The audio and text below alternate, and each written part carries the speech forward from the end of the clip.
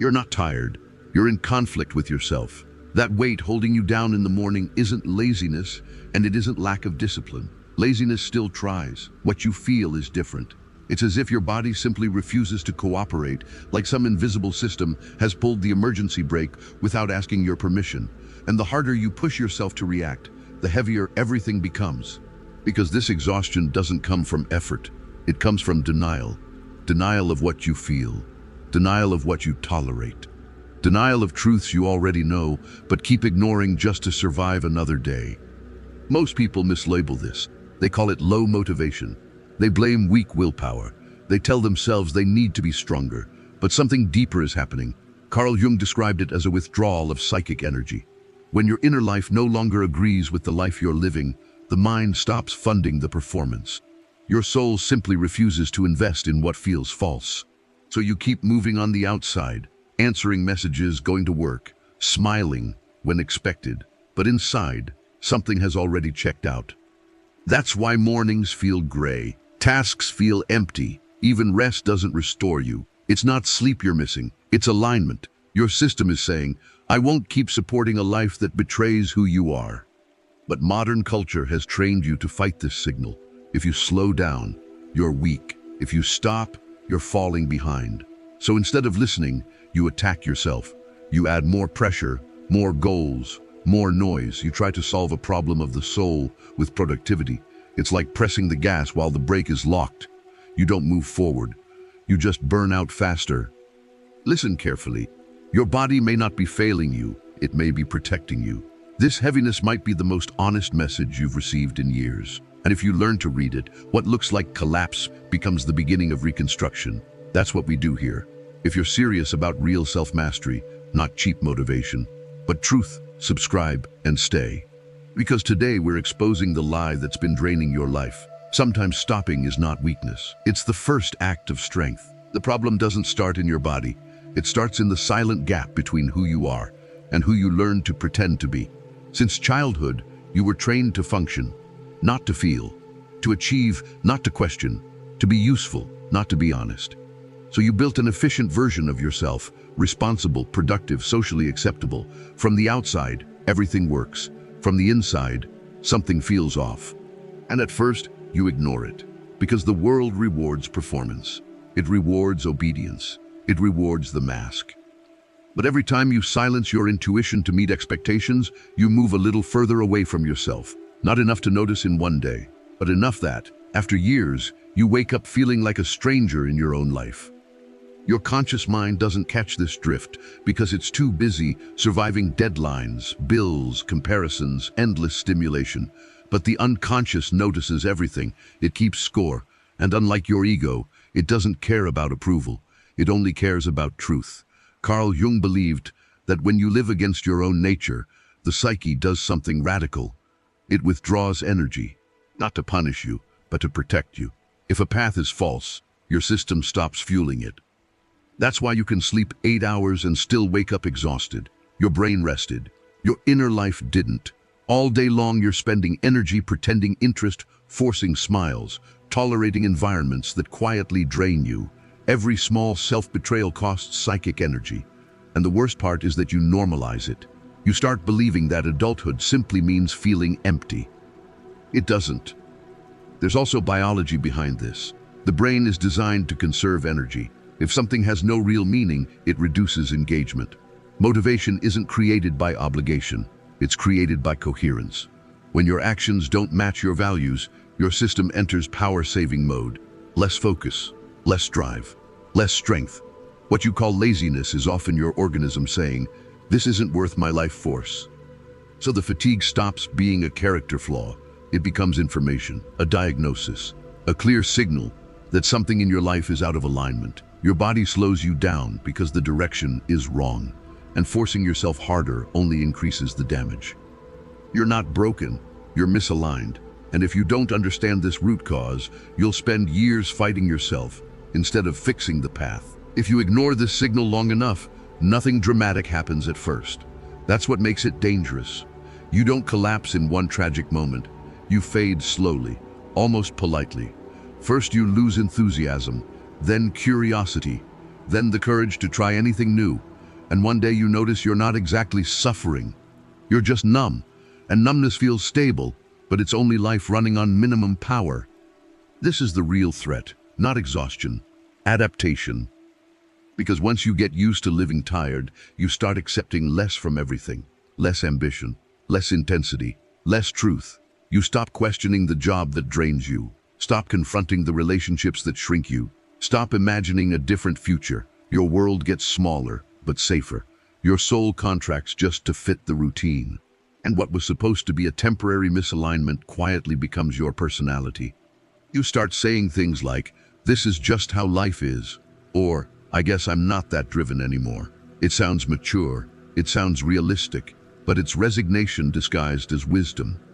And your brain reinforces the cycle. The less meaning you feel, the less dopamine you produce. The less dopamine, the less motivation, the less action. So your life shrinks chemically and psychologically at the same time. You're trapped in a loop that feels logical, but slowly steals your vitality. Dreams don't die loudly. They die silently. You keep functioning. You pay bills. You show up. You smile when required. From the outside, you look fine. But inside, it feels like you're watching someone else live your life. Days blur together. Weeks disappear. Years pass. And the scariest part isn't pain. It's indifference. That's what happens when you keep ignoring the message your body has been sending. Fatigue turns into apathy. Apathy turns into cynicism. Cynicism turns into a hard, defensive version of you that no longer believes change is possible. And people like that don't grow. They just endure. Your body tried to stop you gently, through heaviness, through stillness, through lack of energy. But if you refuse to listen, the next message won't be gentle. It will be emptiness. And emptiness is much harder to come back from. So the question is no longer, why am I tired? The real question is, how much longer can I afford to ignore this? Once you see the truth, the real battle begins. Because now it's not confusion anymore. It's responsibility. Part of you wants change, wants relief, wants honesty, wants to stop living this quiet lie. But another part is terrified. Terrified of disappointing people, terrified of losing stability, terrified of stepping into the unknown without guarantees. So you get stuck between two forces pulling in opposite directions, comfort or truth. And most days, comfort wins. Not because you're weak, but because your brain is wired for familiarity. The known pain feels safer than the unknown freedom. Even if your current life drains you, at least you understand it. At least you know the rules, so you negotiate with yourself. Just one more year in this job. Just a little longer in this situation. I'll rest later. I'll change later. But later never comes. It just becomes another way of postponing your own life. Every time you betray yourself to keep external peace, something inside you loses strength. Not physical strength, self-respect. And without self-respect, discipline collapses. This is where most people misunderstand discipline completely. They think discipline means forcing harder, waking up earlier, working longer, pushing through pain. But that's not strength. That's violence directed inward. You don't fix misalignment by applying more pressure. You just exhaust yourself faster. Real discipline is protection. Protection of your energy, protection of your attention, protection of your truth. It's the courage to say no when everyone expects yes. It's the courage to slow down when the world screams faster. It's choosing alignment over approval. But here's the part nobody tells you: growth requires loss. You can't become someone new without letting someone old die. Old roles, old identities, old expectations, maybe even old relationships. And the ego hates that. It would rather stay miserable than uncertain.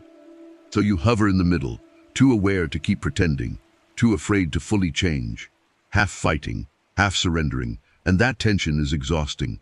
That's the fatigue you feel now. Not lack of ability, but internal friction. You're not tired because life is heavy.